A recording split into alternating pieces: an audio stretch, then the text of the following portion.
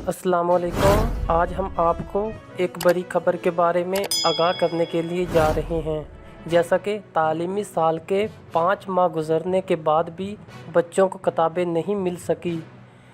किताबें दस्तयाब न होने से बच्चों को छुट्टियां का काम करना भी मुश्किल और तालीमी साल ज़ाया होने का खदशा।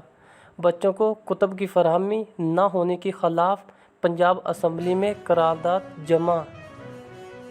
टेक्स्ट बोर्ड की नाअहली की वजह से पहली से 5वीं जमात के हज़ारों बच्चे किताबों से महरूम हैं।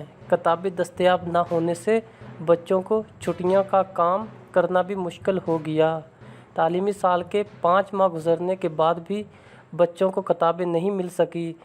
टेक्स्ट बोर्ड की नाक़स हिकमत अमली की वजह से बच्चों का तालीमी साल ज़ाया होने का खदशा है।